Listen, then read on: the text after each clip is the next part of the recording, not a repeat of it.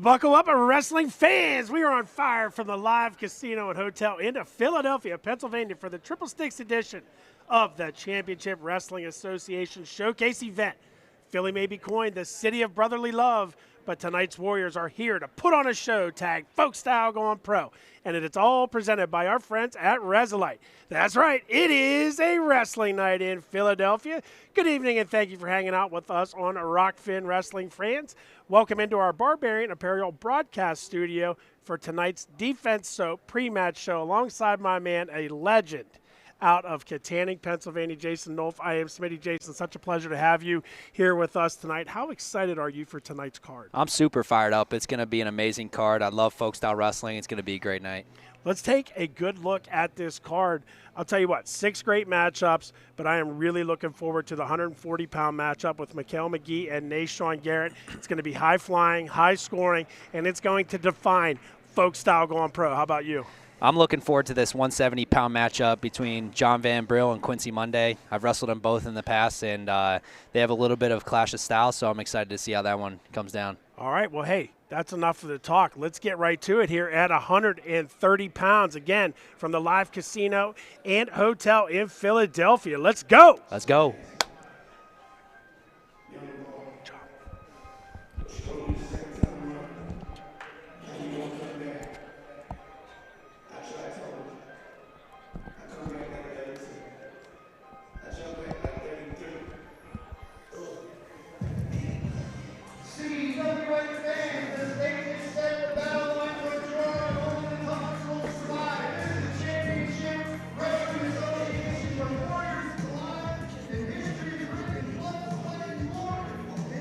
All righty, here we go. 130 pounds out of that green corner. A repeat offender from Showcase number 2. That is Zeke, Moisey.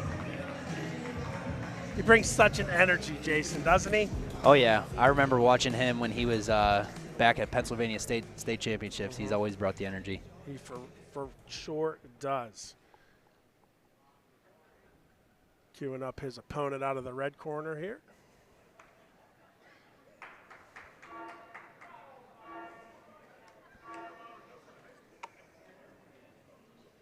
I want to thank all of you once again for hanging out with us here on Rockfin or 24/7. That'll do it for our Defense Soap pre-match show. We're going to get down to the main card here, brought to you by Resilite. That's right, that is a Resilite mat out here. Resilite has the best mats. They do. Yeah. You know, there's been many that have, they tried, but it's just nothing like a Resilite mat. And there's our man, Liam Cronin. Got James Green and Brian Snyder in the corner. That's a pretty good corner. Yeah, that's not bad. Yeah, that's a good corner, no doubt about it. I'm sure, Snyder happy to be back home. Philly, the host of the NCAA tournament, getting ready to get after it tomorrow. Native of Easton, Pennsylvania. Definitely.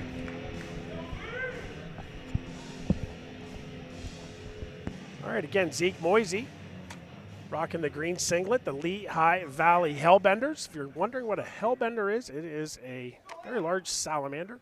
And then the Pittsburgh Skywalkers in the all-gold singlet. Liam Cronin going after wrist control immediately. Zeke Moisey trying to climb the ladder there to break free. Stay center mat.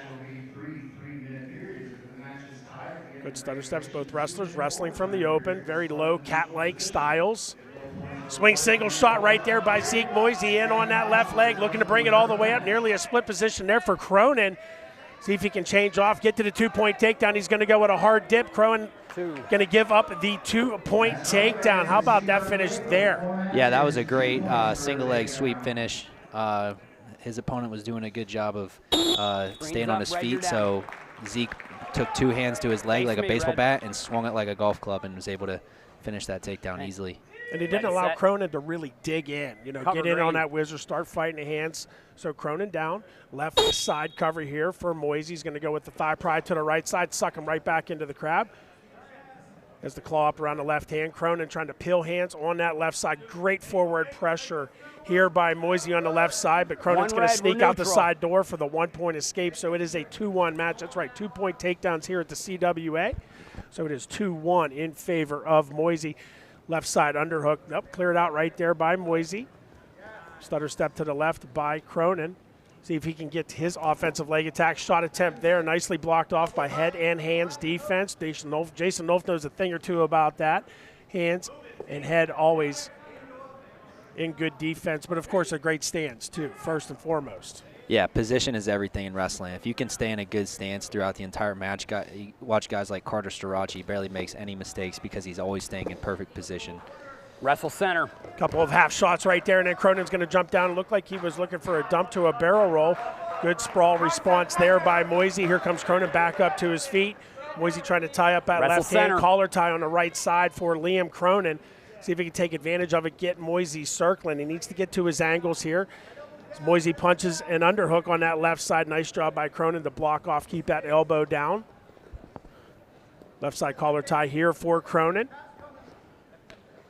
He's going to change off to the right side. We just hit the 1 minute mark remaining here in the first period. Again, CWA made up of 3 3-minute periods to an ear-to-ear collar tie.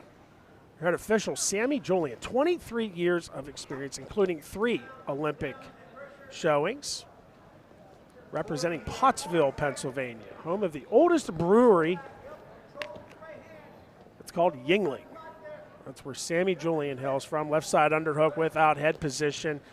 Now he's working for that head position. Another swing single shot, looking for a reshot there was Cronin to the right side. He's going to follow it up with another reshot.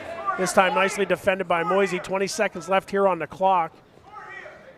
Starting to see the action pick up here a little bit, Jason, towards the end of the period, and that's what you want to do, pick up the pace and try to set the tone for the next period, right? Yeah, definitely. Anytime you can end a period with a takedown where your opponent is on the ground and they haven't got an escape, you're just getting extra points there. I thought Cronin did a great job of adjusting, making mid-match adjustments against Moisey's sweep single. He's keeping his head and hands a lot lower, and it's making it tougher for Zeke to get to his attacks. Well, now he's putting his contact back in. That's a big no-no. You don't usually want to pick those up off of the mat and put it back in your eye, but he's tough, and there's some defense soap out there. So, yeah, they do take a 10 or 15-second break to towel them off. Okay. No riding time awarded there. That's right. Riding time is awarded at the end of each period should you accumulate 1 minute of riding time. No riding time to mention here. Liam Cronin's going to go down to begin the second period. Again, a 3-minute second period, and see if he can come up with the equalizer and tie it, or perhaps a reversal where he goes from bottom to top. We call that a reversal, and that's good for 2 points. Right out of the whistle, Zeke was trying to throw in that leg, now trying to come all the way out the back door is Cronin. Still here. 2 are ending up in a bit of a funk situation right here. Moisey recovers very nicely from behind. Got it. See if he can climb that hip. Going to have about 5 seconds to hang on to that ankle. You see very nicely he lets it go. Now he's going to try to throw that boot in on the left side. Great forward pressure, thigh pry there on the right side. As Cronin looks to reach back with a wizard. Now he's going to try to step over top of Moisey right at the edge of the mat. 32 seconds gone here in the second period. Working towards the first riding time point here at our 130-pound bout. And now Moisey's got Cronin in a little bit of trouble, looking for that near cradle. He had the head in his side, running it like a D12 bulldozer. Cronin very quickly realized it, brought his base back up and sat around, and that just gave Moisey the opportunity to throw that left boot, and I felt like he sat. He shouldn't have been sitting. 1 red. Yeah, definitely.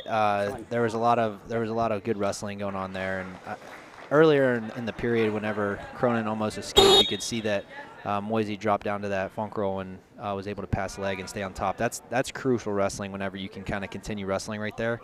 It ended up giving him close to a minute of riding time, so it could make a difference in a match with this rule set here. For sure. 57 seconds of riding time. Wrestle with that 1 point escape. We are tied up at 2, 1:40 and counting down here in our first bout of 130 pounds. Center. Liam with the underhook on that left side, looking for head position. See if he can get Moisey moving a little bit here at the edge, looking like he's looking for a snap down over at the far edge. And I'll tell you what a close encounter it is for the fans right here in the front row. One good shot there by Cronin. They could be sitting in the front row, so those fans there better be ready to clear out. Definitely. Drops down on a single leg, does Cronin, looking to peek out the back door. Moisey looking to tie up that back right leg. It's a bit of a chess match right here. Yep, Cronin's got to put weight on that near foot. Try to get that foot down to the ground and sit back on it, right, Jason? Exactly, and I would actually look to turn towards the head here. As he's turning towards the legs, he's only given more exposure to that knee, and it's putting him in a bad position. This is where Moisey's so snaky. You know, he'll climb back up on top right here. He's not uncomfortable. He's comfortable at being uncomfortable, in fact. Cronin going to try to bring it all the way up. Now this time looks like Moisey has a bit of the advantage as we hit the 30-second mark here in the second period. All locked at 2. Now here's Cronin with the advantage. He's going to collect both legs from behind. Nothing just yet. Cronin in a Still split. Neutral. A full split. Yeah, a full split. I believe he used to be able to pull a couple of those off. Now here's Cronin looking to score with short time left. If he can get a little bit of, kind of have Moisey hanging out with the danger jeopardy roll. If he can go all the way around, not just yet, trying to step all the way around. And they too go out of bounds. Action continuous. No takedown. Great scramble right there. How about it? Yeah, that was an amazing scramble.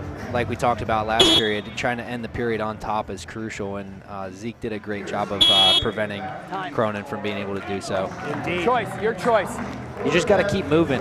You know, whenever you stop moving when you're wrestling, you're gonna get scored on. So if you just keep your body moving, then you're gonna be able to continue those wrestling positions and create opportunities and limit opportunities for your opponent.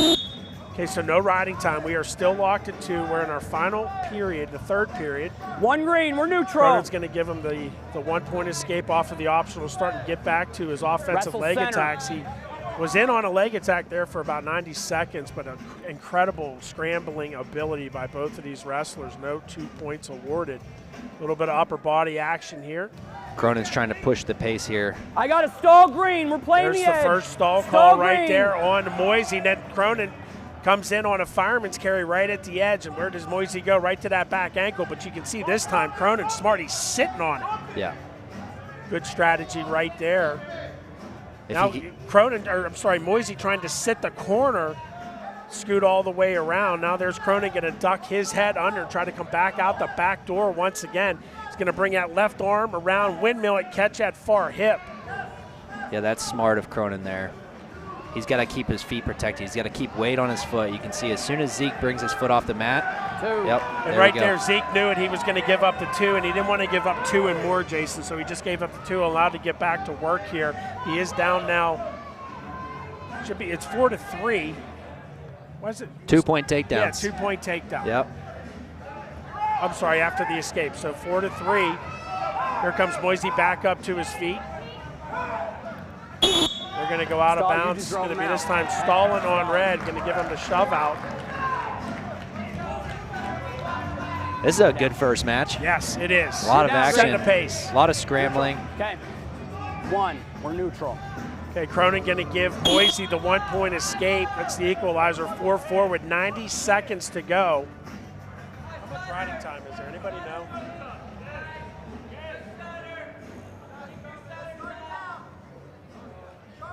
Riding time right now at 28 seconds in favor of Liam Cronin. Fingers. Stay out of the fingers. Sammy Joll barking out instructions. There's a shot there by Moisey. This time a swing single to the opposite side, looking to rubber knee all the way around and create a scramble situation is Liam Cronin. Moisey has stepped over that bottom right leg. Great opportunity for him to try to finish. Locked around that chest is Cronin. Now if Moisey can just climb this and continue to climb it all the way up, he's going to get the 2-point takedown and the lead with 45 to go. That'll make it 6-4, then right back up to his feet into a single leg position. Going to go with a pull-through finish is Moisey. Still in control, still green. You hear Sammy Julian saying still green, so no loss of control. Now, how about this? Cronin going to dive underneath, try to create a scramble situation. He's got short time to work, 24 seconds. Imagine Moisey's going to maybe try to just hang on here for the stalemate, or maybe try to improve slowly to avoid the stalemate, but keep that clock running. How about it, Jason? Yeah, he definitely wants to try to hold on here and extend the position and just kind of hold on there. 7 seconds left in the match, so as long as he doesn't give up a reversal here, he's going to win the match. And it looks like Zeke Moisey's going to go 2 for 2 in his CWA experience. He's come from behind twice right now, a 6-4 winner over Liam Cronin. So the Hellbender 2-0. A little flex and celebration. Yes. Two great young men right there. Congratulations to both of them. Good job, guys. Little added extra embrace there at the end. Great athleticism. I think too many times you don't see that enough, so it's always nice to see great athleticism, I should say, and professionalism. Take another peek right here as where our man comes out of the gate. He was ready. He was psyched. It's that first takedown right here. Goes up 2-0 just about 30 seconds in. And that scramble situation towards the end of the second period, I think this might be where Moisey gives up the 2 points. It started to look like he was getting tired in the third period with about 40 seconds left. He finally got back to his offense. And, you know, whenever you're wrestling offensive. All right. And Donnie Hall has our man, Zeke Moisey. Down to Donnie, go. Let's give another round of applause for Zeke Moisey. All right. Come here, Zeke. Let's talk about this, brother. All week, we've been talking, man. You've been on a road trip. You've been traveling all kinds of different places. There in the third period, you found yourself down. You found a way to come up, get the takedown, get the victory. Talk about your performance. Just needed to believe in myself, man. That first time around here gave me confidence that if I needed a takedown at the end of the match, I still had it in the tank, and I could still go and fight for one more. Love that, love that. Second go around here at the CWA. Are we going to see you a third time, my friend? There's a good possibility. That was a lot of fun, man. I love it, love it. Zeke Moisey, everyone. We will be back real shortly on CWA Showcase Round 3 live here in Philadelphia. Let's go. The sport of wrestling provides so many with a bigger purpose. Wrestling becomes a part of you. You're faced with so many challenges in the sport, but skin infections shouldn't have to be one of them. And that's our mission. Defense Soap was created out of the need to fight back, because we care about this sport, the families, the athletes, the coaches, and we want to continue to protect people from skin infections to keep you on the mat. And that's our goal here at Defense Soap, to defend what you have built.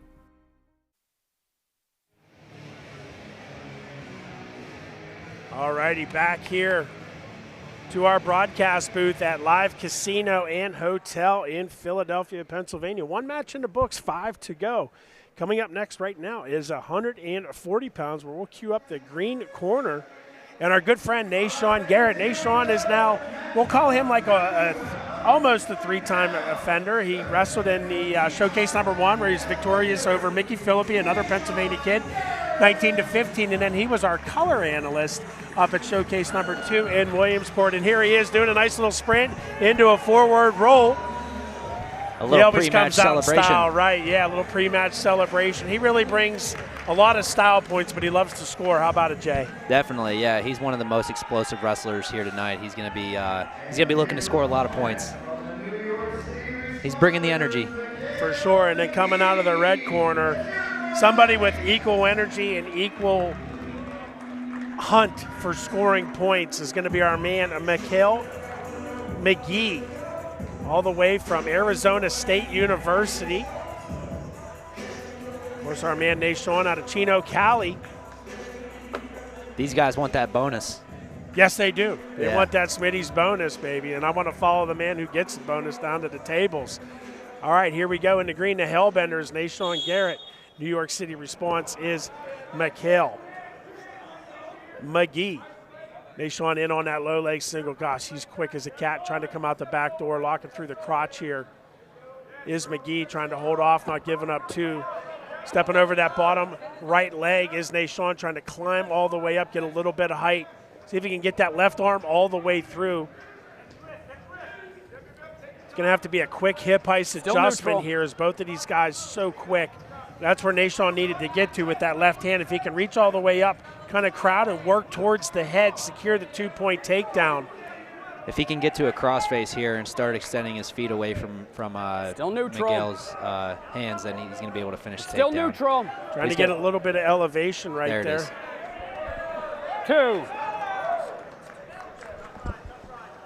2. And there is the 2-point takedown for Nahshon Garrett. 1 red, we're neutral. McGee going to be able to cut away for the 1-point escape, so we're 2-1, just 58 seconds into our 148-pound bout. Well, thank you again. Now, whether you're watching on Rockfin or 247, thank you again for hanging out with us this evening alongside Jason Nolf. I am Smitty. D. Hall is our Met side reporter, bringing all the energy. There's a shot there by McGee. Went for a trip finish, and they go all the way damn near into the front row of the stands here in the Market Event Center in the second floor of the Live Casino and Hotel.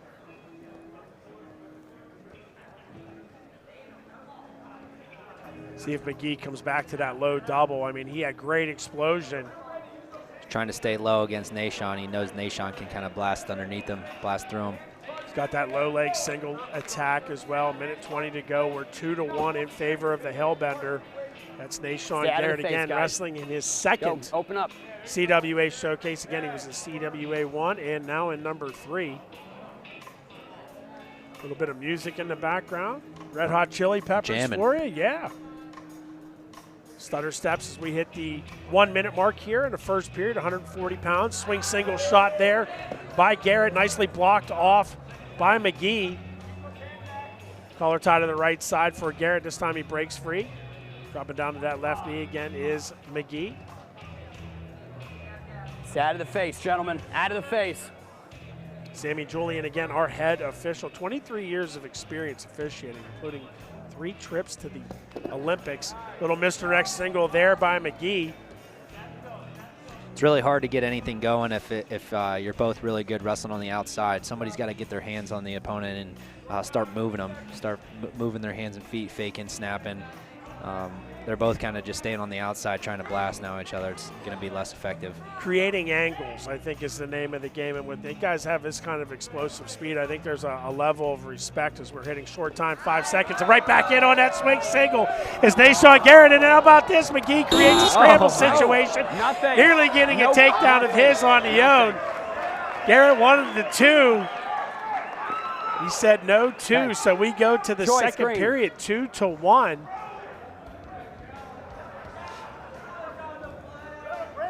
Takes a look over at Coach Kerry McCoy. Green wants bottom. Nahshon's going to go down here to begin the second period. Nahshon wanted a challenge brick to throw out at the end of that period. Mike Mock in the corner took off his shoe. Was about to hit the referee with the shoe. There he goes. I don't have a block. Yeah. Good stuff. Right side cover there for McGee. Here comes Garrett all the way up to his feet, trying to fight the hands into that left hip pocket. Beautiful cut and a 1-point escape. Makes the score now 3-1 in our second period here at 140 pounds. Again, they are 3-minute periods. A little bit longer than what we're used to at the college level. 3-2-2. Left side collar tie there from McGee. Now they're going to drop back down and start to fight some hands. Again, as Jason said earlier, both guys wrestling from the open. And I'm thinking maybe once they start to tire out a little bit, they might start getting in there, grinding their fish hooks and thumb blocks, get pushing and pulling, working that head. Get him to step into something. I think Nahshon's content staying on the outside right now. Is that 3-1 lead? 50 seconds gone here in the second.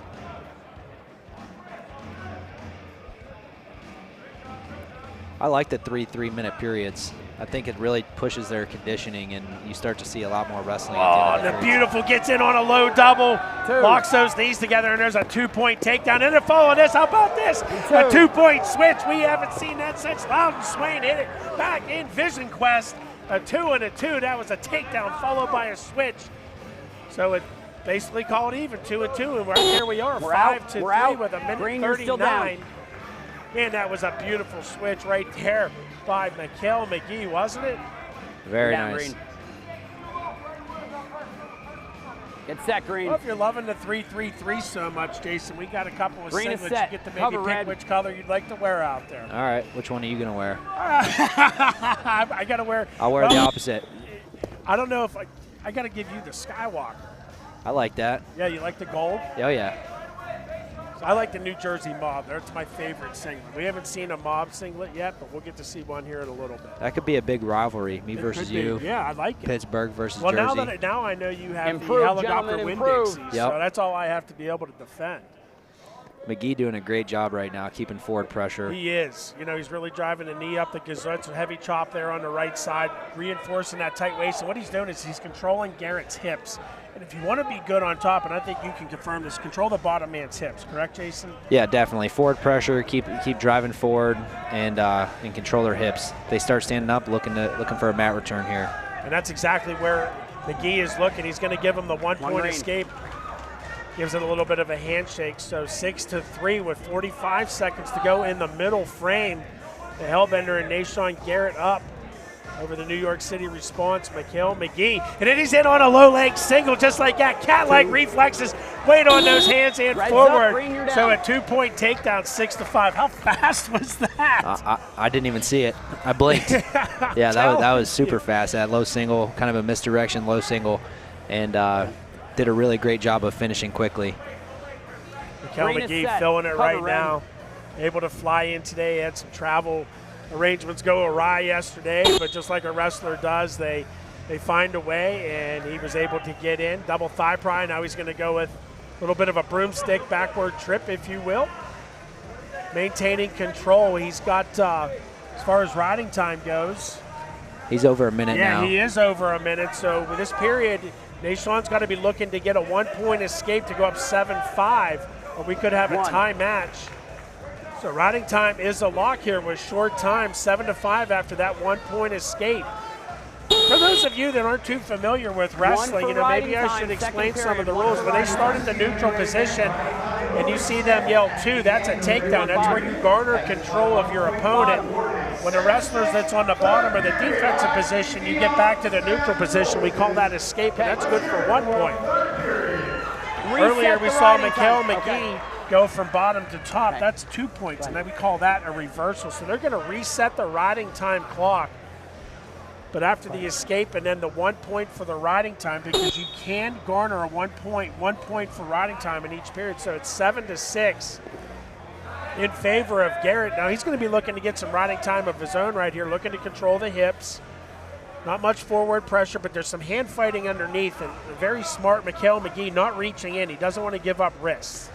Yeah, anytime you're on bottom, I personally look to get to my feet before I start getting hand control, because then that way I can try to force the top guy into a stall. Wow, that was another fast one right there. Heavy snap. The 2 hit like a couple of bulls out on a mountaintop. And then McGee broke free, and that's when Nahshon Garrett re-attacked on that low leg single. Good thing for the mule kick there by McGee to get away. Not give up that takedown. 2 minutes and 15 seconds. We're all locked up at 7. Doesn't get any better than this. 140 pounds. Garrett, McGee, who wants it? It's a great example of how the rule can be effective. The 1 point riding time, instead of 7-6, now it's 7-7, just because he was able to lock up that minute of riding time. Changes the match completely. 23 seconds of riding time, so that right now not a factor for Garrett. Collar over, collar tie on that right side for Garrett, going on a low leg single. Looked like a half shot, backs out, changes lead leg from left to right.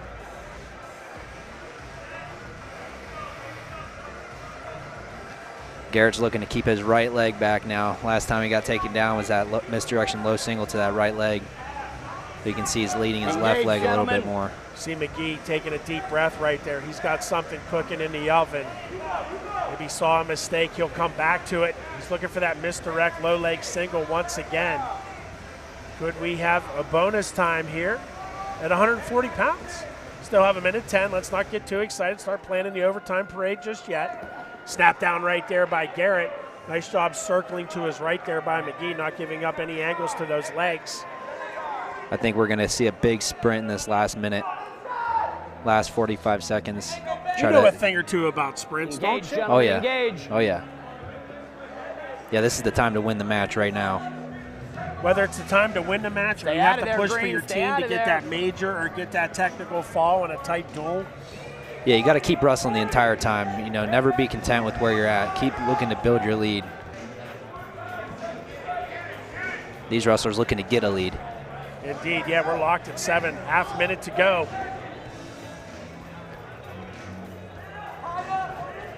Shot right there, nicely blocked off by Garrett. And then how about that? A reshot by McGee, and then a cartwheel all the way around for Nahshon Garrett to give himself a 9-7 lead. He's going to do his best just to keep McGee down on the mat. He knows, doesn't want to give him the 1-point escape with too much time. He'll give up the stall call, 5 seconds to go. McGee back down to the mat. And how about that? Nahshon Garrett, with about 20 to go, gets that go-ahead takedown, 9-7. Boy, we can't wait to queue up the replays on this one because there certainly were a lot of good ones, Jason. How about it? We're 2 for 2 on amazing matches so far. Both been great matches to get this started. Congratulations to both wrestlers, but 2 Hellbenders back-to-back with the dubs. Wow. Be a hard team to beat. All right, here we go to replay. You see Nahshon getting a big drink of water, and he loves his entries, baby. Get a good look here at that first takedown. It's out of a scramble situation. Jason, that's exactly what you said. He was going to have to come up and get to that crossface. There's that double leg. Gets those knees knocked together. Good block. Good enough for another 2-point takedown. And there's the switch. That's where we go from bottom to top. Nice little mat return right there. Pop of the hips. You can see in the background we're tied at 7. Here's the reshot and then a cartwheel all the way around for the go-ahead 9-7 lead. And just like that, 2-2. Let's take it down to D Hall with Nahshon Garrett. Go! One more time. Nahshon Garrett, everyone!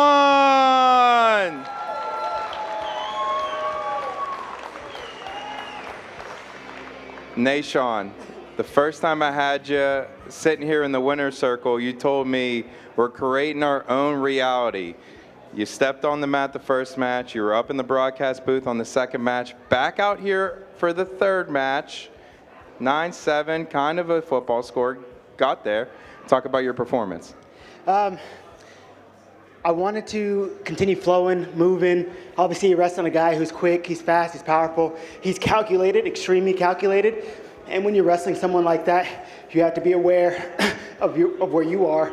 And so, maintaining my own awareness, I tried to create opportunities that didn't walk right into stuff that he was looking for. And so, I like thinking like that.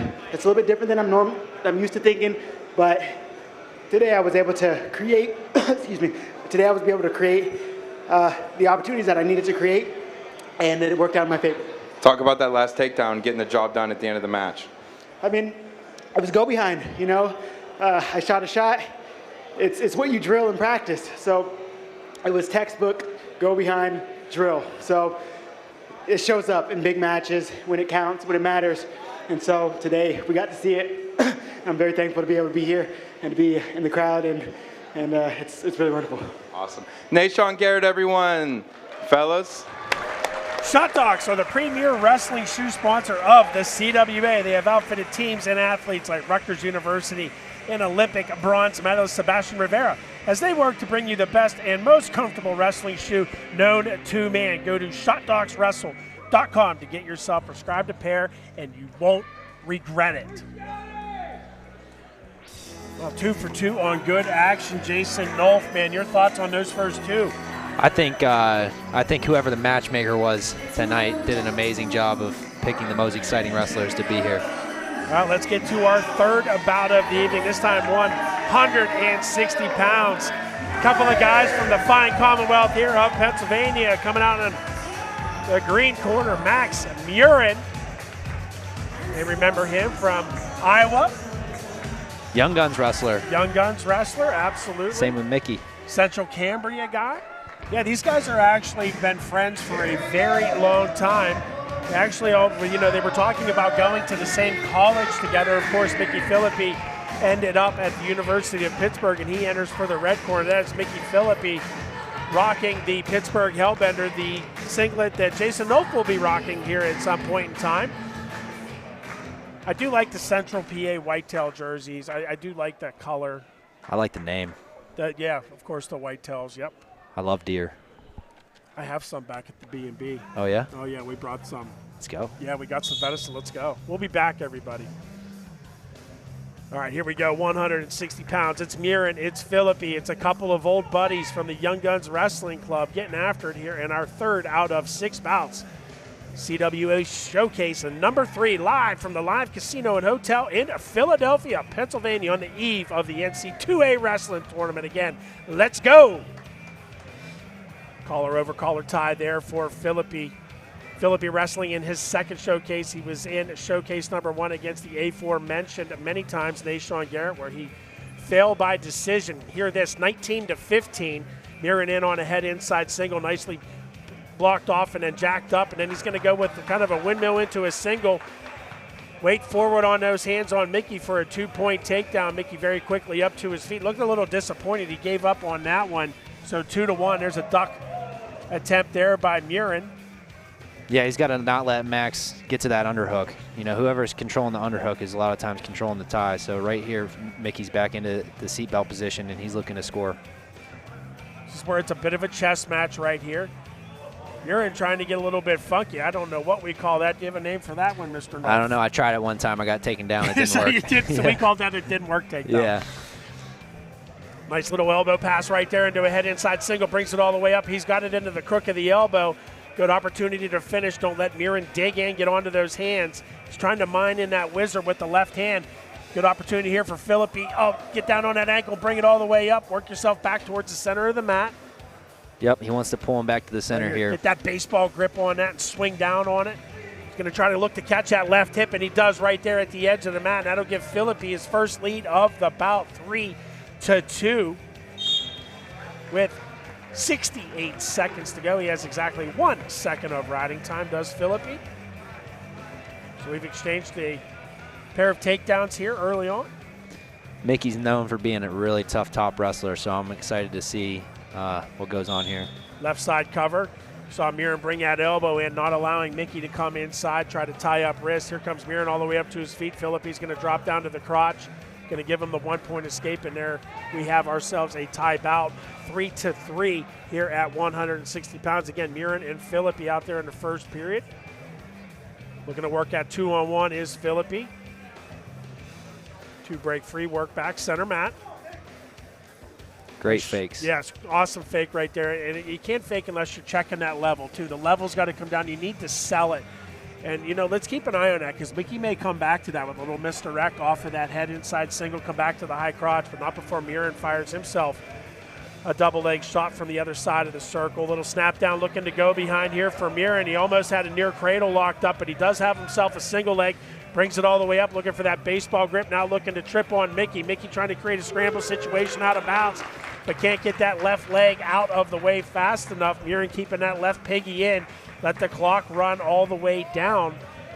Murin has the 5-3 lead. He'll take that all the way to the second. Did a great job dragging his toes there. Great mat awareness by Max. Going to fall to Murin's choice, and he's going to go down, no doubt about it.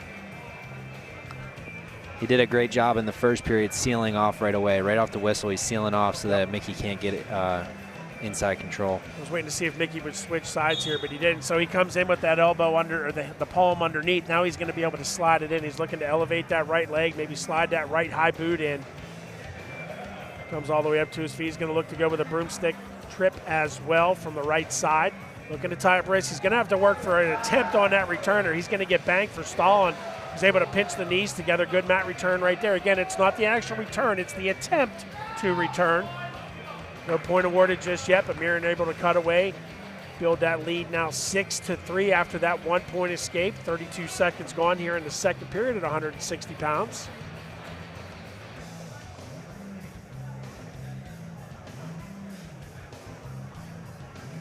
Fish hooks and thumb blocks for Micky Phillippi. Heavy hands there by Murin on the left side. 2 break free. Micky works back, center mat. 2:10 to go here. Max looking for that snap down, was looking for an overcollar shrug there. Micky not fooled. You're doing hand fighting center mat. That's one thing that I think at this level all the wrestlers do so well is they work center mat. Like, we haven't seen too much action go out of bounds.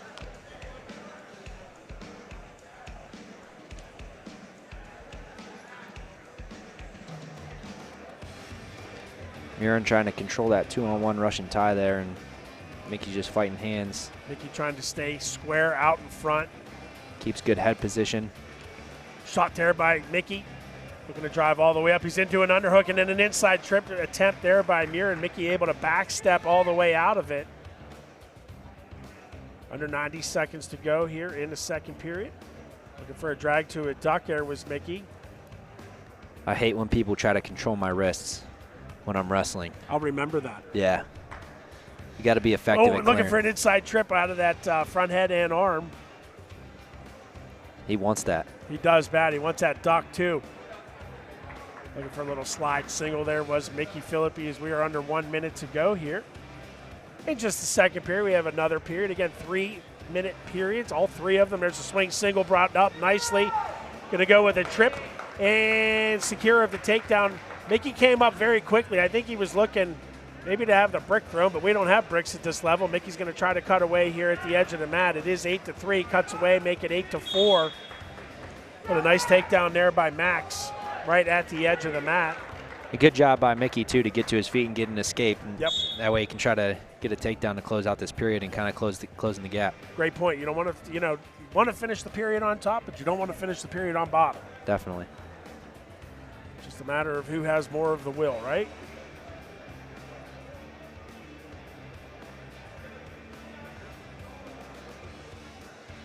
Working that 2-on-1 onto his left side is Micky. This time Max able to snap out of it. Max looking for that single again. He's going to go misdirect in on that left leg. Going to try to peek out the back door, locking around the waist is Micky. Going to try to time him up just short enough. Now he's going to try to throw the leg all the way close. in. Great scramble situation there. Micky almost able to slide the leg in and cut this to a 2-point match. That would have been a huge score. Still 3 minutes to go though. Still got a lot of time. Absolutely, yes. 3 minutes is a long time in the sport of wrestling. Depending on whether you're losing or winning. Sometimes that can change, or how tired or how exhausted you are, but it is 8-4. If you're trying to hold on to a lead, it's a really long time. Indeed it is. If you're focused on keep scoring points, then it not as long. Murin trying to throw in the boot here. Could have himself in a little bit of trouble if Micky's able to hip heist really quickly. He's got the assassin. The assassin, yeah, he's got it locked up. I don't think he has it locked up the way he would conventionally lock it up, though. I don't know if somebody has a bet on that downstairs at one of the tables that it was, plus 1,500 for the assassin. Plus 1,500 for the assassin. You must gamble more than I do because I don't know too much of the terminology. If you know, you know. Yeah, you know. That's right. 8-5 after Micky able to get that 1-point escape. He's going to need a pair of takedowns here to get back into it and tie it up. He's going to have to start pushing the pace. Takedown in riding time. Takedown riding time, but he's going to have to push the pace. And we know he can ride, too. It's 12 seconds in favor of Murin right now.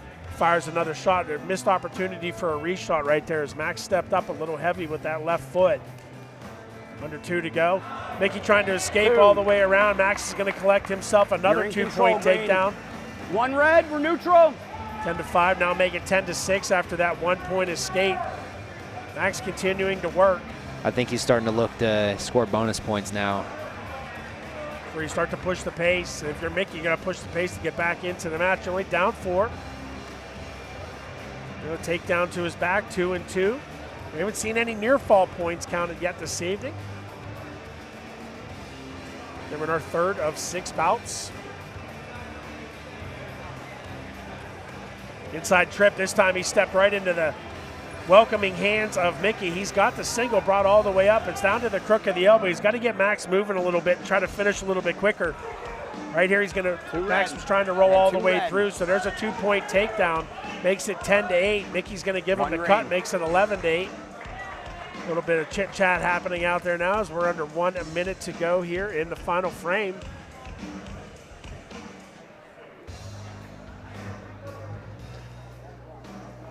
The boys are putting on a show. They are indeed putting on a show. Max Murin with a double leg finish. No 2 awarded just yet. 2. Now there's 2 points right there. Micky's looking up a little bit surprised as that's not really 2. Did you think it was 2? I thought it was 2. I was 2. I thought it was 2 earlier. Oh. And then Micky going for the headlock. He knew he was going to have to go big, and then right into the attempted assassin. I don't think he's got it locked up very well, but trying to roll all the way through. It is Micky.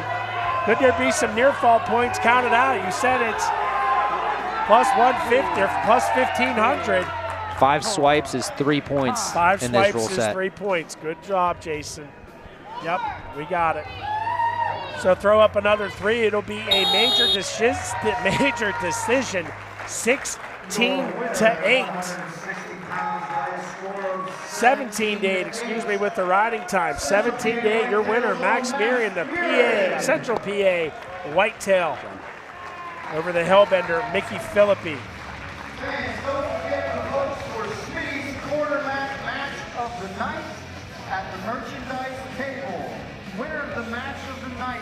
Another good match right there. Reese Humphrey in the corner for Micky Phillippi. Man, Max Murin right here. A Central Cambria native, wrestled at the University of Iowa. Here he is on one of his takedowns right at the edge of the mat, and that's where you were extremely impressed. You know, maybe he's got a future in the NFL, keeping those toes in. Oh, I'd like to see that. Another go behind takedown right there. That was a great drag to a re-attack. It is. All right, we have our man Max down on the mat with Donnie Hall. Go ahead, D. All right, fans, let's give Max Murin another round of applause. Max, you were one of the last additions to the card, but man, you and Micky went out there and put on a show. 17-8. Just talk about getting the call and wrestling 9-minute Folkstyle match, my friend. Dude, I don't know. I forgot how hard wrestling is. I literally was out there. I was dying. I've seen pretty much 3 of Micky out there. That's what happens if you don't train. That's hey, that's why you give credit to the guys at NCAA. They all been working their ass off, man. And not like us lazy bums. I love it. Talk about that last little sequence there. Hit a little assassin to end it off, man. Get a little back points. Talk about that. Yeah, I was telling my guys over there I was going to hit an assassin. At least I was going to try it. I was like, I don't care if I get pinned. I'm hitting an assassin. So. Max Murin, first time in the CWA. Will we see you again, my friend? Yeah, man. I'm down for whenever. I like to scrap, so just let me know. I love it. That was Max Murin. Stick with us. We will be right back live here with CWA Showcase Round 3 in Philadelphia. Think about your dream right now and envision it. That dream that you're holding in your mind, that it's possible. As we run toward it, as we work on it day in and day out, what you will realize is that you have greatness within you.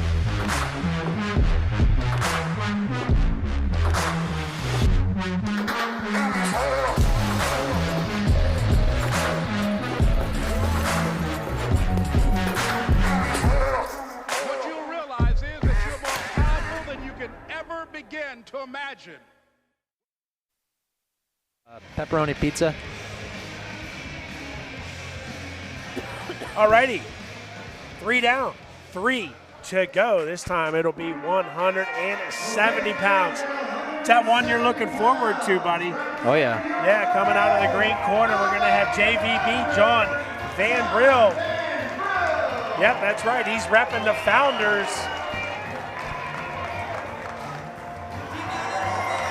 A little bit of early acrobatics. I didn't know he was that athletic. Yeah. Comes out in style. The guys are having fun for sure. In this corner coming out of the red.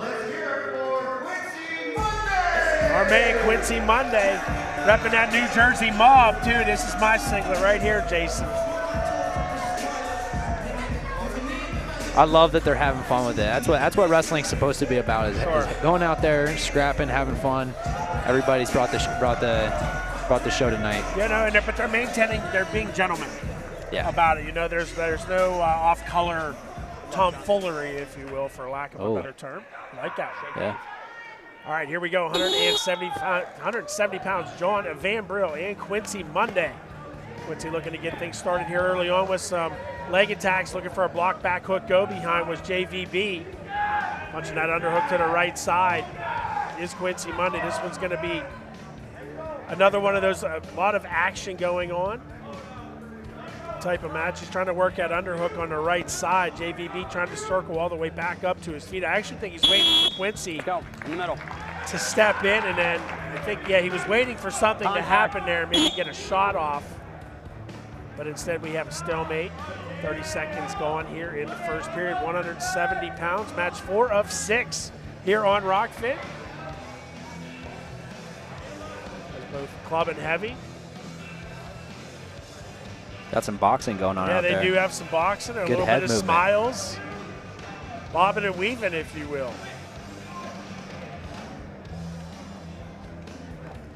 Well, misdirect there by Quincy. Gets in on the single. Look to change off to the double. See if he can finish on this single. He's looking for a trip. How about this? JVB rolls all the way through, gets himself into a funk position. See if he can roll all the way around. It was a very fast attack by Monday and a great job by Van Brill to start fighting it off. He's going to give the 2, and he better watch he doesn't go to his back right here. Monday's got him in trouble.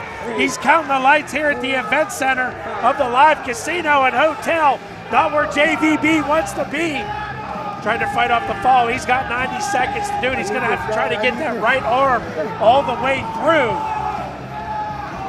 Monday just hanging on right now. He's looking for the mat slapper. He's got his old man Kenny in the corner. Reese Humphrey. Running camera, nice job by Van Brill to fight off of his back. That's his will right there, Jason.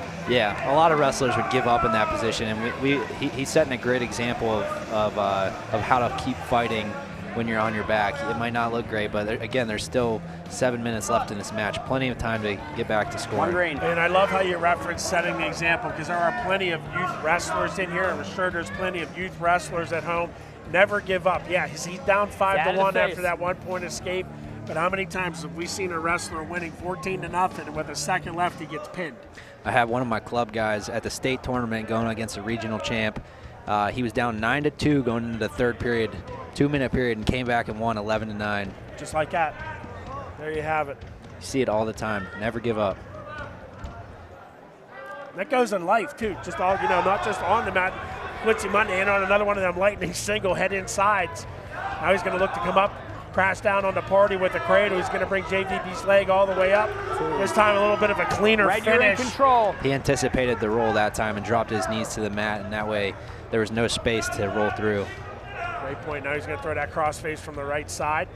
How about we're going to go to a half? A little bit of mat wrestling happened right here. A beautiful Granby to a 2-point reversal there for JVB. Does he have the half? Yeah, Monday's got to watch. Yeah, time is up. Time is up. Oh, yeah, I forgot about that thing called the clock. I was like, man, Quincy better watch. So in typical NCAA wrestling, if somebody goes off the mat, touches the floor, it's automatically stopped. But in this rule set, it's up to the referee's discretion on whether to stop it or not whenever an opponent goes off the mat. You taught me a rule I didn't know. Oh, yeah. Yeah, thank you. Top. I love it. Okay, so this is this was a bit of the banter yesterday during the weigh-in show. This is where JVB is tough. I believe he took the top. Did it fall red? I think he picked top. Did he pick top? Quincy might have deferred choice, but that 2-point reversal does stand there at the end of the first period. This is where JVB wants to be, right here on top. He's going to suck him back into the crab ride position. You were a crab rider. You were comfortable. Well, you were comfortable in most positions, but you like to be here into the crab with the half. I like riding legs. I wasn't as much a crab leg rider. Crab legs, is that what they're called? Crab riding. Yeah, crab riding. I had crab legs last night, though. Oh, yeah? Oh, yeah, they were fabulous. Improve. Yep, big seafood guy. Do you like seafood? I like fried calamari. All right, yeah, that's seafood. We'll count that as seafood. I'll count it. Quincy Monday trying to slide out the back door right here. Comes JV back up on top. Now, this is where riding time can become a factor for JVB here. Maybe get himself a turn as he's trying to mine those boots all the way in. Monday doing a nice job. Stalemate. Not bringing himself all the way up. I'm waiting for a stall call there, but we're going to get hit with a stalemate first. Now, if you're Monday, what do you do here? Explode to your feet, try to get up as fast as possible, or do you want to just be like a bull? I would probably try to be more like a bull and try to sucked back. Yeah, turn into my opponent, but keep my weight on my hands until you start coming back like this. You start getting pulled into his wheelhouse. Going to go with a switch. Got Van Brill stretched out here a little bit. I like that he did something different, right? So in the beginning of the first period, in the beginning of this period, he went to stand up, didn't work out, so he's looking to change his strategy throughout the match, which is something to look towards. And Van Brill, I mean, you can tell he's comfortable with being uncomfortable. He's trying to free up that right leg, and Monday's hanging on to it. Now he's going to try to get both arms underneath and duck his head. This is a weird wrestling position right here. Yeah, I don't even know how to describe this, and thank goodness that it was stalemated.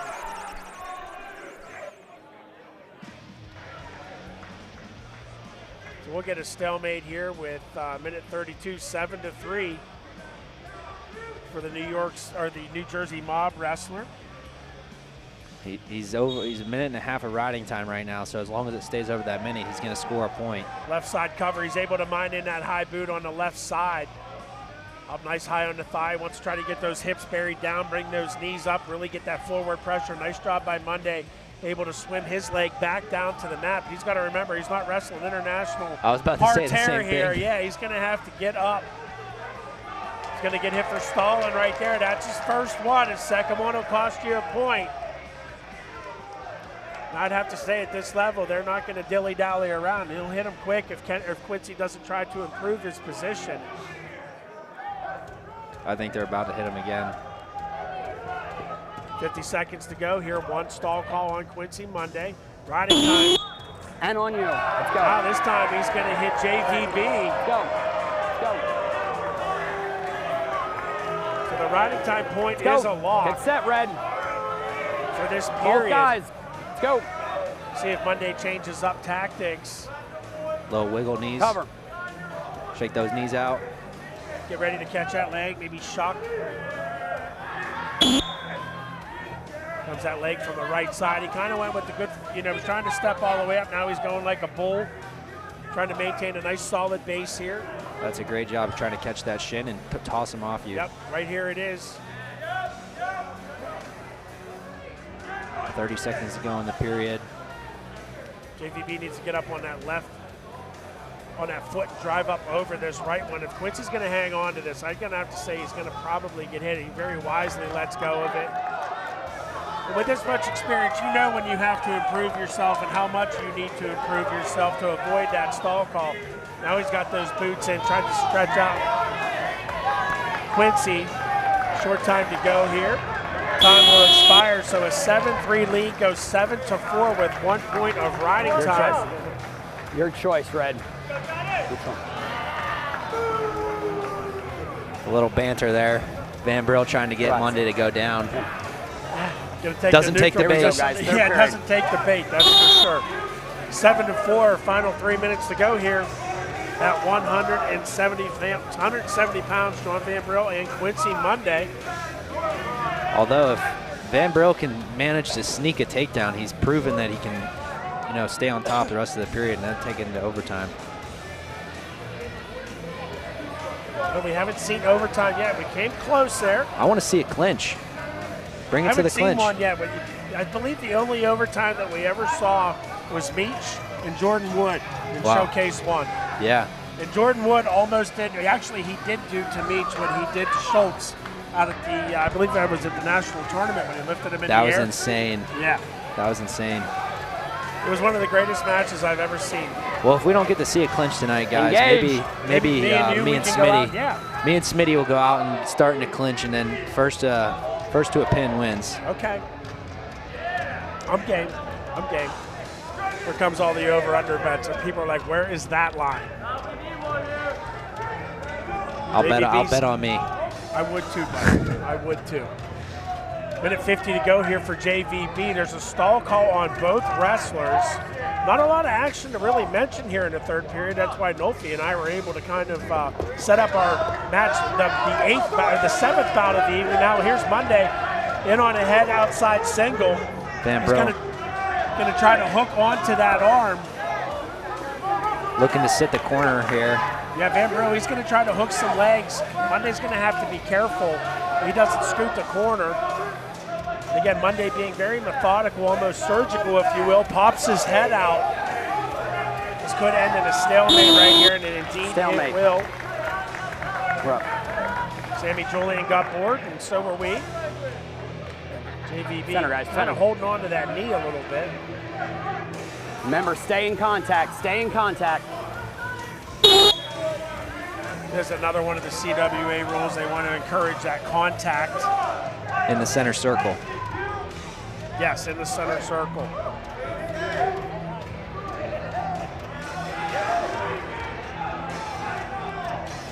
Okay, so Van Brill's going to need more than a takedown here. Can no longer get that riding time point with only 50 seconds left. And it's very hard to get when you're not shooting offensive leg attacks like Quincy Monday just did. I think JVB's hurt a little bit. Not sure if that left knee was bugging him. He was holding on to it a little bit earlier, but he gives up that takedown, makes it 9-4. Monday going to give him the 1 point escape. One green, we're neutral. We're neutral. He's hanging on to the hamstring. Yeah. And the music stops. Collar over, collar tie there. Now we're back to the open. Monday looking for that single here again to his right side. Little misdirect down low by JVB, blocked off by Monday. Monday was looking big. Now he is going big. He's got it locked up around the body. Uh-oh, somebody's going to get some frequent flying miles. Monday drops down in on that single leg. Looking to rubber knee all the way around. There's JVB, but time will expire. Another good match. 9-5 for Quincy Monday and the Jersey Mobster.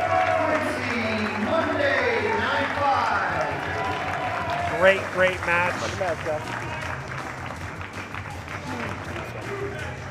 Good job.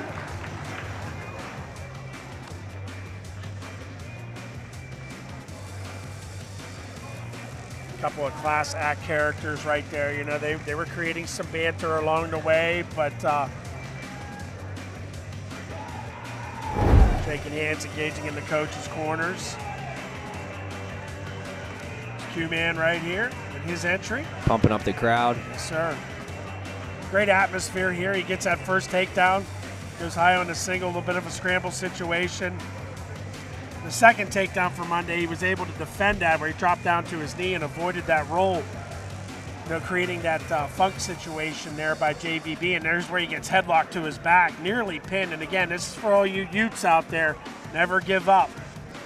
Yeah, came back, had a chance to win the match in the third period, and that's what you want. That's what you want of yourself, especially being down 5-0, starting the match. Right there's that good example where he dropped down to that knee a lot, not allowing JVB. All right, and our man Quincy Monday is with our D Hall. Go ahead. Quincy Monday, everyone! Quincy, all week there's been a little chatter between you and Mr. Van Brill. All week you've been saying he got the boy before, now he's getting the man. Talk about your performance. Yeah, honestly, I wanted to do a little more. I wanted to put some more points. I think when he chose top in the second period, I could have used a little more work down there, getting ready for this, just in freestyle mode. But props to him for coming out and stepping on the mat. He knew I was going to be coming different, so I do respect him showing up. But he's got to stop all that internet talking, you know. So. Absolutely. Talk about suiting it up here in the CWA, your first time with us. Yeah, it's been awesome. It's a great environment. Appreciate the fans for coming out. Yeah. I think it's a great way to kick off NCAAs, you know, so who doesn't love more wrestling? I love that. My man, Quincy Monday, thank you so much, brother. Fellas. All righty, great young man right there, and a great product in Rock Products. Hardscape and Masonry Supplier is a proud supporter of the Championship Wrestling Association. Whether you're a contractor or a do-it-yourself homeowner, get your supplies from Rock Products because they have the good stuff. To see the full range of hardscape and masonry supplies available, check them out at rockproductsinc.com. All right, without further ado, let's get to our fifth match. This one's going to be high-flying. A couple of risk-taking wrestlers right here is a repeat offender in Chad Walsh as he enters first in the green corner. I'm liking the mullet that he's rocking. He does have a great Looking mullet. great. Which is, who has, you know, you wrestled a lot of guys in college, but you saw a lot of mullets. Who had the best mullet? Oh, man. I think like Sammy Brooks used to have I was going to say, yeah. Sammy Brooks always His had one of the was best. Great. Yes, it was indeed. Here comes another Pittsburgh Skywalker in Scott Joll representing the red corner. Scott Joll, much more low-key kind of guy, but likes to go big, as does Chad Walsh. So fully expect somebody to check in on some frequent flying miles on this one. Here we go, 180 pounds. That's 5 of 6. Put 3 minutes up, and let's go. And once again, don't forget to vote for Smitty's Corner Mat Match of the Night at the merchandise table. The winner of the match right to over-unders we go here. At the end of CWA Showcase. 2-on-1 tie here for Walsh to his right side. Walsh, big winner against another Pittsburgh Skywalker in Showcase number 2 as he's working his head inside single, looking to peek out the back door. That last time, Showcase 2 up at Williamsport, he beat Jake Wenzel, former Pittsburgh Panther. A little bit of roly-poly right here as I think Chad thought he was going to be able to finish that one cleanly, but Joll rolls all the way through. Joll can, great job hip heisting, bringing those hips back up on top. This time, Chad able to sit him down on that left rump roast, but now he's going to bring him back up, try to peek out the back door. Going to get to that sit position and clear that right ankle. Excuse me, that left ankle. 2. Then he's going to be able to circle all the way around for the 2. So that's just saying persistent on it, Jason, right? Yeah, he just needed to be a little bit more patient, take his time. You know, he was looking for style points, I think, the first 3 times he did it. And then he realized, okay, maybe I need to sit here and actually get control of his legs and sit to my butt and finish. Going to go with the fat man roll there to the right side was Joll. Not fooled was Chad Walsh. Walsh going to go to the claw ride from the left side. Now a 2-on-1. Good old-fashioned 2-on-1 break. Come in, lever it off. Now Walsh to the half Nelson. Here comes Joll all the way up to his feet. Looking to cut away from the one-point escape and does just that. 2 will retreat back to center mat, 2-1 with 1 minute and 17 seconds. Walsh wasting no time getting back in on that single. Trying to change off to the double, but here's Joll trying to sit the corner. He's locked through the crotch, trying to step all the way over that back right leg. If you're Walsh here, you want to try to get the foot elevated in the air and looking back into that shot. The first, he faked and Joll didn't react, so he just got right into the leg. Whenever you're faking and your opponent's not reacting, just shoot. Sure. Right? Maybe it means he's not paying attention. Yeah, or they're not biting on your face and they don't believe you. Sure. Well, make them believe, right? Some people fake too much. Stalemate. Nobody's reacting. Why are we faking? Paralysis by analysis, I believe they call Contact. That. Another shot called dead there with a stalemate, 2-1. 42 seconds to go here in the first period. 180 pounds. Again, bout number 5 of 6. I want to thank all of you for hanging out with us live here from the live hotel. Oh, there it is, a toss by Scott Joll. He got the 2, but no near fall. Takedown only. Oh, Walsh checking in on some frequent flyer mileage. That'll give Joll the lead, 3-2. He just stepped right in and threw the hips, brought the hips to the party. How about it? That was sick. I loved it. That's what we come for. Go ahead, Red. That's what we come for right there. It's kind of another one of them loud and swaying, try and shoot, just step in and throw. We talk about mat awareness too. If he's able to keep his toe in, like Max did against Phillippi earlier, he can get 3 more back points and extend your lead. Indeed. Short time to go here. We're going to go with a Jonesy. 3-3 after that 1-point escape for Walsh. See if Joll can bring it all the way back. Here's Walsh trying to improve his position with short time. It'll be too little too late as we will go to the second period here. Locked at 3. It's been good action early on. A takedown by Walsh. A couple of takedowns battled off by Joll, but then Joll brought the hips to the party with that lat drop. Walsh going to go down here to begin the second period. Again, he was a come-from-behind winner Green is set. in Showcase 2 over Jake Wenzel up at Williamsport. Joll his first time, looking for a mat return there on Walsh. Walsh able to turn, cut in. That's one thing you see at the higher levels. When people stand up, taller wrestlers, they actually reach back a lot, start threatening throws from that position. Bo Nickel was really good at it. But you don't see that at the youth level because it doesn't work as well. Sure. All kind of acrobatics right here. Now into a high crotch position is Joll. He's down 4-3. He's going to try to pull down on that right leg. Now right here, is he going to try to maybe just suck to the head? No, he's going to bring his head all the way out. Now he's going to turn towards the legs. He's going to try to scoot all the way across. This is going to give Walsh a chance to hip ice out. Now he's going to try to cut the corner all the way around. Joll trying to roll through, but it's going to be not enough as he gives up the takedown, makes it 6-3. When he was in that position there, if he would have rolled towards the head instead of the legs, he would have been able to finish the takedown. But he rolled to the legs. That took weight off of Walsh's head. He was able to come up and hip-iced out of it and end up scoring his own points there. I was going to ask it, but it was happening so quick. I wanted to ask if you would turn towards the head right there. Because I saw what you said. He relinquished that pressure on the hips, and that allowed Walsh to do what we just said, hip-ice out. Yep. As they go into our cameraman there.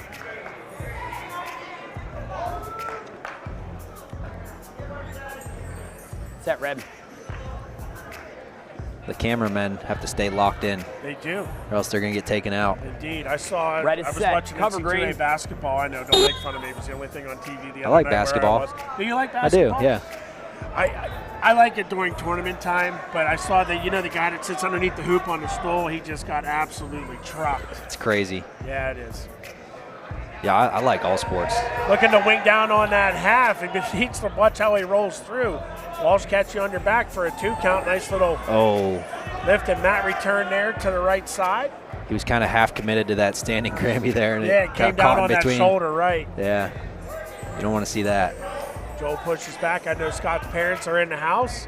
Earlier today he said he had to get down and meet his parents in the lobby. Product of UNC Pembroke, working on his MBA, so he's finishing up his last class. Of course, Chad Walsh out of Ryder, working out with Drexel right now. They've got 3 guys at the show starting tomorrow. Under 50 to go here in period number 2, still 6-3 for Chad Walsh. Looking to make it 2 in a row as the founder. Now he's racking up about a minute and a half of riding time, so it's looking like he's going to add an additional point. Ramby roll there by Joll, almost catching Walsh in a headlock. See if he can mule kick away. Don't want to finish this period on bottom. If he can finish it in a neutral position, he'll have choice in a third. Trying to Granby all the way up, but he doesn't stop moving, Jason. Joel's got to turn away and kick. Like you, just never stop wrestling until you got the pointer points. Good opportunity here. He's got about 12 seconds. Let's see if he can look for this near cradle. He's going to step all the way over, and just like that, it is 6-5. Scott Joll going to finish the period on top. But riding time is going to go to Chad Walsh, so make it 7-5 with Scott Joll's decision here in the third. Choice. These guys are flying all over the place. They are, and don't even look tired. Both these guys still working out at the college level, so they're training every single day. This is what the fans showed up to watch. It's been a great event. Would you train any differently, Jason, than you did in college for a 3-3-3 match? No. Same thing? I think I was in pretty good shape. For sure. And the longer the match goes, the better for me. Because you wear down on the opponent. Yeah. For a crab ride. Joll rolls all the way through. He's down 7-5. He's got to watch Walsh with the riding time. Already up to 20 seconds, so he's going to need to try to get his one quick. Clears those hips, gets to a short sit position, looking to go headhunt right back up to his feet. Nice little mat return there by Walsh, but finds himself into a head outside single. High crotch position does Joll.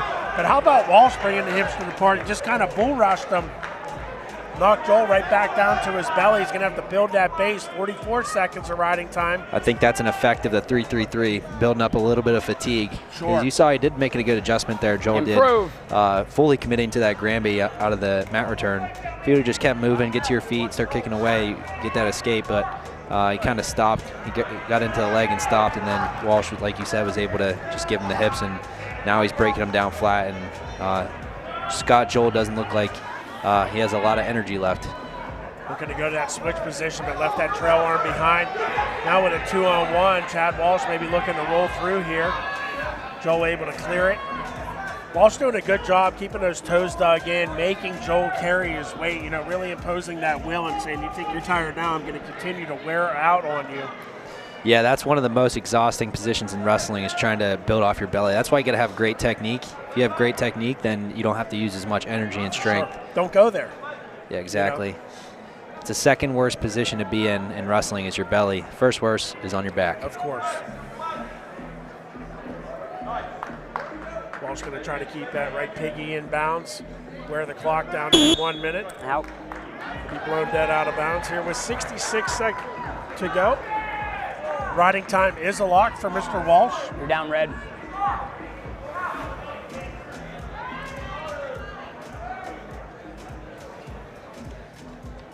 Joll trying to get a peek at the clock.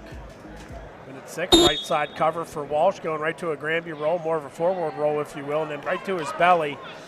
And that's what Joll wasn't doing when he wasn't tired. You know, he wasn't going to that belly. Now he's coming back up. Going to try to use that chop to his advantage to a Granby roll. If you want to hit an effective Granby roll, you have to clear your hips, and you got to get your hips away from your opponent's hips. Yep. So every Granby roll he's been doing in this period, their hips have been glued together, so it's not been effective. And that's just Walsh doing a good job staying glued to those hips. As we mentioned earlier, you want to be good on top. Control the bottom wrestler's hips. Exactly. Keep wrestling. Keep wrestling. As soon as you give him space, You you give him 30. space to escape, but he's just all over him in this period. It's been all Walsh here on the offensive position, or the top position. As many will say in wrestling, he's got about 20 seconds to go. Be a two-time winner. Will this Philly founder? 15. First victory for the Philly Founders tonight. And you know what? He was excited because I believe that his wrestlers were going to be here, and what a good way to kind of relax them. You know, the night before the show is getting ready to go on, and Chad awesome. Walsh with an 8-5 at it with riding time, an 8-5 winner over Scott Joll. Nice job, guys. Some good action there, a lot of rolling around. And that's good to see out of 180-pounders. You know, they're rolling around like a couple of 25 or 33-pounders. Super funky wrestlers. Indeed. Yeah. Yeah, points are never secured against guys like this. You have to wrestle all the way through, no doubt about it. Yep. All right, let's take a look back here at the last 9 minutes. Mr. Walsh heading out. Great mullet. I got to agree with you, pal. Business in the front, party in the back. But he was all business out there tonight after scoring a couple of takedowns. Nice little hip bump right there. I mean, you just don't see big guys moving around like this. Nice job there by Joll, stepping all the way over. You're going to try to clear his head. Try not to break his knee here. Yeah, I was a little worried about that one right there. I don't think Walsh was too concerned about it as he's able to get his hand raised. And Chad Walsh is with our man D Hall. Go ahead. Let's hear it for the hometown man, Mr. Chad Walsh. Chad, coming into this match, it was a big discussion. Both you guys have a different style, and it was on display there. A lot of different positions, a lot of different scrambles, including a little headlock there. Talk about your performance. Man, what a great competitor. Scott fucking showed up today. He came here to wrestle, and every single one of those exchanges took every last bit of me. So to the fans, I'm sorry that I stalled on top.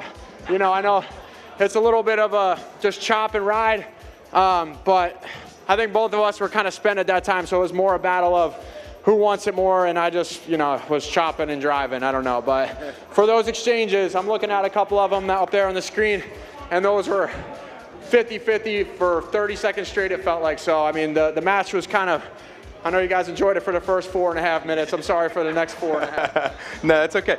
Chad, I guess talk to me about 2-0 in the CWA. What's next for you, my friend? Just keep training. I got a coach tomorrow morning, so I got to be ready to get up and be a drill partner and let our 174-pounder get through me a couple times and make him feel good so he's ready to beat the 6 seed tomorrow morning. So right back to work. But for the CWA, can't thank you guys enough to all the fans that came out. Keep this thing rolling. You guys are all showing this thing some love, and this is hard wrestling. So I appreciate you guys all being out here. Chad Walsh, everyone. And we will be right back here on CWA Showcase Round 3 live at Philadelphia Casino. It's not about the win or the loss. It's not about the opponent or the pin. It's about your hard work, your commitment, and your passion for the sport. Resolite continues the tradition of innovation so you can pursue your passion. Be passionate. Be yourself. Be a champion. Resolite, the Mat Company. All Alrighty. Bout number 6, and this one is going to be a good one. Coming out of the green corner, it's Trent, Hoagie Boy, Hidlay, Pennsylvania product, North Carolina State. Boy, does he have an underhook from hell or what, Jason? Oh, yeah. Yeah, seatbelt position, underhook position, that's obviously what he's known for and what he's best at. And, you know, I just want to shout out Hoagie Boy. I had a hoagie today. It was great. Nice. Yeah. I told him after this I would go into a hoagie eating contest with him. I love hoagies. I'm a big Italian hoagie connoisseur. You know, and if you say hoagie in other states, they're like, what's a hoagie? They don't know what a hoagie is. No, then we got out of the red corner, our man CJ Brucki. What an interesting character he is, involved in so much outside of wrestling, but still staying in shape with all the wrestling. I think he might have run out to one of his own songs. It is. I believe it was going to be. I know that they produce some good music. I think Quincy has helped them on some stuff. So repping the Central PA Whitetails is a Trent Hidlay, right to that underhook position. CJ Brucki, of course, repping the New Jersey Mob singlet, and he's going to go big. 2. Almost with a pancake right to his back, but nice job by Brucki not to go to his back. Gives up the 2-point takedown. Thigh pry on the right side. Good forward pressure here for Hidlay, trying to accumulate a little bit of ride time. Going to change off to the claw from the left side. Nice job by Brucki going high hand. He's going to cut right back in, but we're neutral. Now he's got a little underhook of his own. Let's see if he can work some head position, maybe some offensive leg attacks off of it here for Brucki, looking to duck. And then the bull that he is drops in, goes right back behind for another 2-point takedown, makes it 4-1, just 45 seconds in. 20 seconds of riding time here for Hoagie Boy. Recently engaged, so congratulations to Trent and his fiance. We're out, green's up, red, you're down. CJ's got to fix the hair real quick. He does. It's looking great. I've tried to grow my hair a couple times. I don't like it. Cover green. I can't do it either. I can't handle that much hair.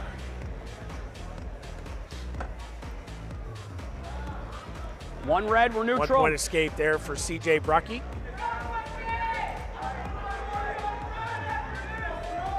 Four to 2, under 2 minutes to go here in our final bout. 195 pounds. Trent Hidlay of the Central PA Whitetails. Yep, your favorite nickname. Don't forget, we have some venison, man. I think we'll be here all week. We brought plenty of it down, too, so we'll have to have you over to the Airbnb. D. Hall's the grill man.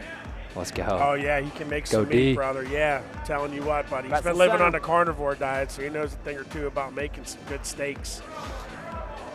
Hoagie Boy hunting down that underhook, but then, you know, I think Brucki's so mindful not to get caught in the underhook that he forgot to protect his leg, so Hoagie just drops right down on that double leg. Drives him over for another 2-point takedown, makes it 6-2 with 65 seconds to go here in the first period. Looking for some tilt right here at the edge. No count. Big thanks again to Sammy Julian, our head official. 23 years of experience repping Pottsville, Pennsylvania. CWA fans, just a reminder that we have a meet and greet with our guest announcer, Jason Knoll, after the match side. That's right, Jason. You have a busy evening after this. Let's meet and greet with you. You're going to have plenty of autographs to sign. There's plenty of people to come see you. So grateful that you were able to make it up here and join us for CWA Showcase 3, man. It's certainly a pleasure to work next to you with all of your expert knowledge. Of course, your resume speaks for itself, but you're able to give us some of that insider's insight into what's going on out there. Certainly appreciate it. Well, Derek Caldwell is one of my great friends, and you know, when he called me, I told him I'd do it. So I'm glad I did. It's been a great night of wrestling. Awesome. Well, we hope to have you back again, my friend. Nice little limp arm on that single leg. Another 2-point takedown for Trent Hidlay, now up 8-3 with 15 ticks to go, and he will secure riding time in this first period. That's one thing a lot of people, even in college wrestlers, they don't understand is you don't have to take somebody down and ride them for a minute straight to get riding time. Still green, you ready get down. 12 there. Yeah, you get 5 takedowns in one period. You ride them for 10, seconds. 12 seconds each time. It racks up quickly. So don't be afraid to go out and keep getting takedowns. You know, 2 takedowns is worth more than a takedown in a riding time. Great point, Jason. Especially with the 3-point takedown now. Are you a fan of the 3-point takedown? I don't know. I like the 2-point takedown. I like the 3 point. For me, I'm a pinner, choice. so if we had 3-point takedown when I was in college, Red defers, I probably would have got red a lot more defers, text green. and less pins because Green it bottom, took me a green while bottom. to open up my opponent to where they were so tired that I could catch find them. that I would catch them in an easy pin with a cradle or a cement job, something like that. So if Green is they set. might still be Cover. not as tired by the time their tech fall happens with 3-point takedowns. For sure. Hidlay starts the second period in the bottom position, or defensive position, if you will. Lock around the waist here for Brucki, looking for a mat return, trying to sag down heavy on that left side, going to drive him out of bounds. No stall call. Just 11 seconds burnt there in the second period. Trent did a great job of blocking CJ's front knee from getting in front. If you can block your opponent's knee from coming out front, then it's really hard for them to mat return you. And then maybe you draw that stall call. Exactly. You know, and then if you're able to get the 1 point and the stall call, it's kind of the double whammy, if you will. Wrestle in, wrestle in. Your head official talking to him right there. Don't push him out. Keep him in. 2 minutes, 42 seconds to go. Still 9-3. Left side cover, double thigh pry. For Brucki right up to his feet. Comes Hidlay looking to work those hands again. Heavy sag ride on that right side. Able to get the mat return. To a sit position goes Hidlay, working that hand to the left side, looking to post one into his hip pocket. One green. Turn in and cut. We were neutral. We were neutral. For the 1 point escape. Looking for that underhook on the right side. He has it, and then dropping down all the underneath is Brucki. Oh, man. This could be danger right here. Circling all the way around and covering the hips. No points awarded just yet. Green. But he's able to get the 2 point takedown. What was he pointing at there? I don't know what he was pointing at, but it was 12-3. Oh, I think he was pointing at me. He has a forced whizzer instructional on Ocean. Oh, okay. I think that's what he was doing. I think he scored from that position. I told him, I said, hey, if you're going to go out there tonight and score some points, you gotta score the forced whizzer position, the seatbelt position, and then we can clip it up, put it out on Ocean. Nice. Shout out to Jason Nolf right there. It's a great name, by the way, Ocean. Thank you, thank you. It's just like a wealth of information out there in the ocean. Little post shot. Not working out well for Brucki. Is Hidlay able to go around for the go behind takedown, makes it 14-4. He's going to come back out in front. Makes it 14-5.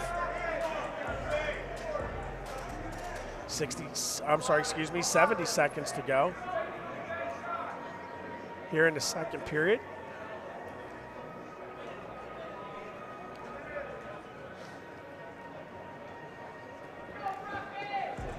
A 15-point takedown does not end the match, correct?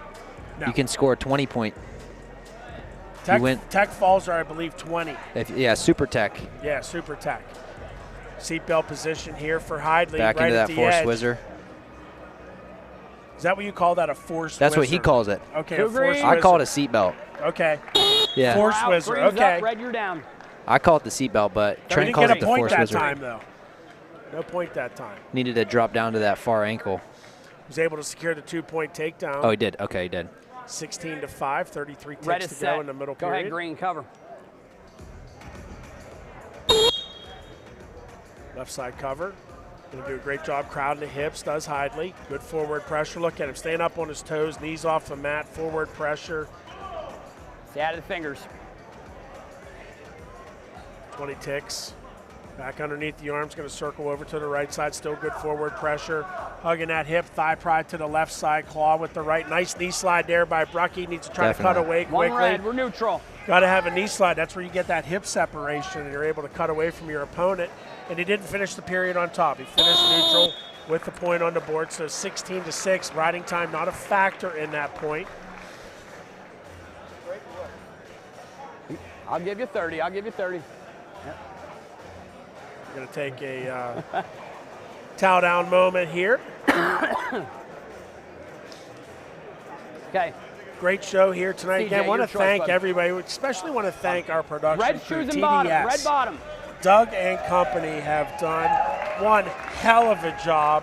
You know, every time we've grown this thing and it's gotten bigger and better from, you know, out in Pittsburgh to Williamsport to here Red in is Philadelphia. set. Go ahead, green, cover. The CWA has grown thanks to all of you, but TDS, their production crew, the output of the production has improved immensely. Thank you to all of them. Be remiss if I didn't share our love for our friends at TDS. And if you guys are watching on this stream, you got to make it out to the next event. It's a lot of fun in person, and you know, it's a lot of energy here, and you know, one of the better wrestling events I've ever been to. There you have it, folks. And share this with your friends and family. Get everybody supporting the CWA. For sure, and I think a good opportunity is we get the 1-point escape there. Hidlay looking to cover the hips here, get another 2-point takedown. The only thing hanging on is that whizzer for CJ Brucki. 2, takedown. He's got the hips covered. I think Hidlay being kind of gentle, watching the elbow out there. Good sportsmanship once again, and I think this is a good opportunity for the young wrestlers to really get in touch with the CWA. I mean, here you are seeing guys that have done it at those levels, you know, starting at the Junior Olympic Wrestling level, the high school, the college, and even on the international stage, and then here they are with the CWA, and it's a great thing that Derek and his vision have created to continue the Folkstyle going pro.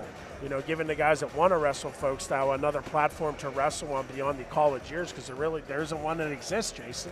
If I was still wrestling, I would love to be competing in this. I love Folkstyle. I love wrestling top and bottom, and I like freestyle too. I liked it more the better I got at it, but you know, Folkstyle is superior in my opinion. Yeah, it's where your heart is. Another 2-point takedown there for Hidlay, makes it 20-8. Working on riding time right now at 51 seconds and counting up.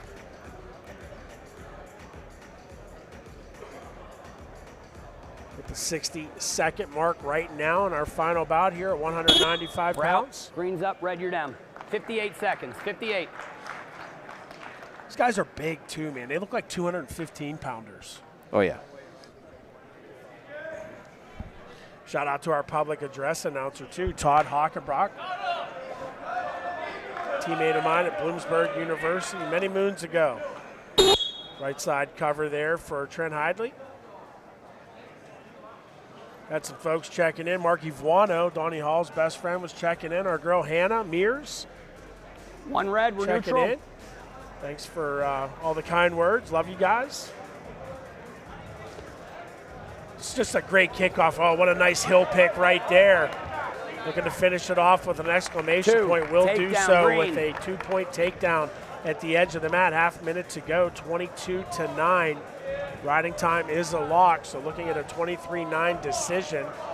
And the tech it would be a super tech. 1 red, we're neutral. 20 points, little misdirect there by Hidlay.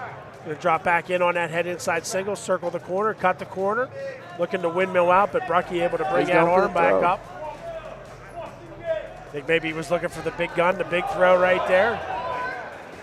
Hidlay's going to try to drive all the way through, but that whizzer or Brucki avoids the takedown, so there's going to be 1 point of riding time added on, 23-10. Trent Hidlay goes 2-0. Is a Central PA whitetail. Again, another display of great sportsmanship out there. Way to go. Round of applause for these guys.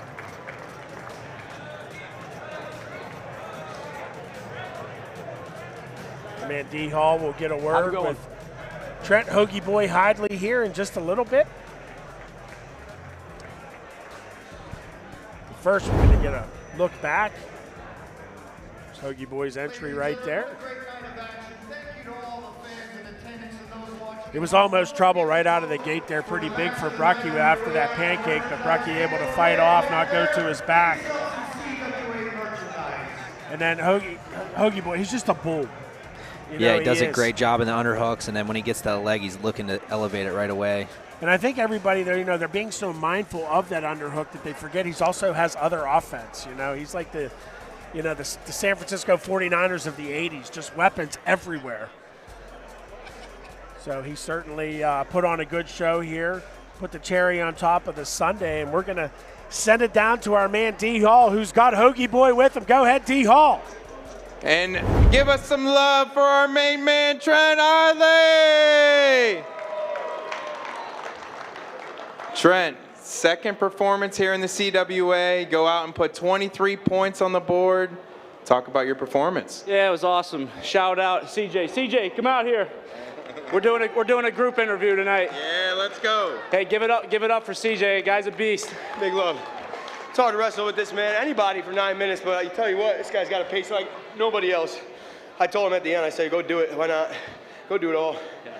What was it like out there wrestling for 9 minutes, boys? It's something that you can't really train for. And you know, I'm training every day, and for CJ to take this match, like, it's a lot of balls, it's a lot of heart. And I think that's what the essence of this event is all about. And in terms of growing wrestling at the core, there really probably is nobody that does it better than CJ and Reese. I mean, adult wrestling camp, it's innovative, it's fun, and that's what needs to continue to happen for this sport to grow.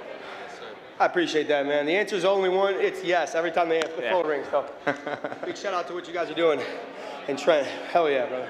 My man. Hey, one last thing. If you're voting for that bonus, I just got engaged like 2 weeks ago, and the weddings are pretty expensive, so keep that in mind. Trent Hidlay, everyone. Fellas. Looking to class up your wrestling tournament, then you need Smitty's Corners rugs. Since 2009, Smitty's Corner rugs have been the premier rug in wrestling. We're using them here tonight for CWA Showcase 3 at Live Casino, and they really do make the corner pop. So for your next tournament or wrestling event, be sure to get yourself a set at Smitty'sCornerRugs.com. Jason, again, my man, thank you so much for being a part of this, CWA Showcase 3.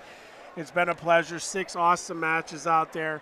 And what a great way, Trent Hoagie Boy Hidlay really sending the segue to us for Smitty's Corner, the Smitty's Bonus. Yes. So don't forget to go vote right now. It's hashtag Smitty's Bonus. And then you want to add the wrestler's name. And if you weren't able to hear what Trent Hidlay just said, he just got engaged, and he said weddings are really expensive. So he's asking that you support him in his future expenses as he gets ready to tie those nuptials. So, hey, we're going to send it to break, but don't go anywhere. We'll be back with our post-match show right here. CWA Showcase 3 live on Rockfin. The sport of wrestling provides so many with a bigger purpose. Wrestling becomes a part of you. You're faced with so many challenges in the sport.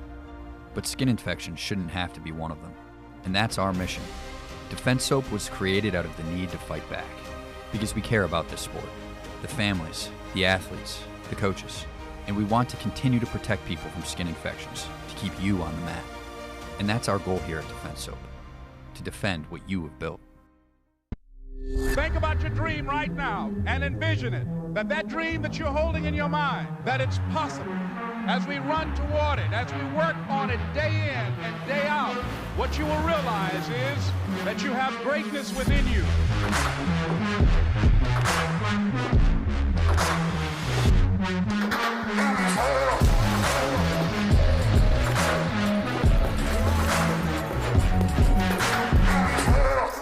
What you'll realize is that you're more powerful than you can ever begin to imagine.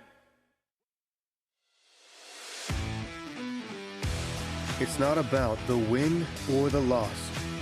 It's not about the opponent or the pin. It's about your hard work, your commitment, and your passion for this sport. Resolite continues the tradition of innovation so you can pursue your passion. Be passionate. Be yourself. Be a champion. Resolite, the Mat Company. All right, I'm here with the commissioner of the CWA, Mr. Derek Caldwell. Another night in the books. Talk about it, my friend. Buddy, we had another 6 amazing matches tonight, all 12 guys. They let it rip again. I think just the more we do this, the better we get each and every time. Live Casino has been amazing for us here the night before the NCAA championships. So we appreciate everybody obviously coming out that was in town night before to be able to support us and what we're doing. And guys, we're going to continue to build this and get better and better each time. So if you enjoyed the product that you had tonight, just wait. It's going to get even bigger. And we need you guys out there. We need you guys to share this, to send it to your friends, send it to your family, send it to any person you know that enjoys wrestling. We're trying to grow something from the ground up. And, you see the competitors out here. They're putting it all out on the mat for the fans here in the stadium, in the crowd, and at home. So you know, just enjoy this and keep sharing and keep supporting it. Yeah, man. I mean, we're so thankful for the people that have come out and have watched online. But obviously, we got to continue to grow this thing and get this to the next level. We need the continued support, and tell your friends, man. It's like church. Just bring your friend next time. Again, real quick, hashtag Smitty Bonus. If you're out there watching on a stream, don't forget to comment down below your favorite match of the night, the winner of your favorite match of the night. Hashtag Smitty Bonus gets a little check on top. Derek, just give me your final thoughts as we wrap up the evening. Man, I think that all 12 guys, like I said already, they came out and they showed out. Some new faces that we had in this card, right? We had some more returners than we typically do, but that's going to continue to happen as it grows. So the guys that we brought in that maybe were a cast of characters that maybe you wouldn't have expected in some of these cards really showed out. So we're excited with what we've been able to do so far, and we know that as we continue to do this, it's just going to get bigger and bigger. Absolutely. And that was Derek, the commissioner of the CWA. Fellas? Thanks, Donnie. Thanks, Derek. Derek has done such a great job. His vision, it's coming to fruition. You know, our third showcase here. And that's just a testament to all of you out there who joined us here once again tonight. Again, my partner, Jason Nolf. So happy to have somebody with your expertise and, you know, the knowledge that you bring to the color analyst position. So thank you again so much. If you had to pick who your Smitty's Corner VIP was, who would you pick? Well, I think the MVP of the night should be Trent Hidlay. He put on one of the biggest dominant matches of the night. For the match of the night, I would probably say McGee versus Nahshon Garrett. I think that was probably the match of the night. And if you're giving it to the winner of the match of the night, then I would say Nahshon. Okay. So one of those guys I think is deserving of the win. They're all deserving. Everybody came in and put on a show, and a lot of great matches tonight. It was fun to be a part of. For sure, for sure.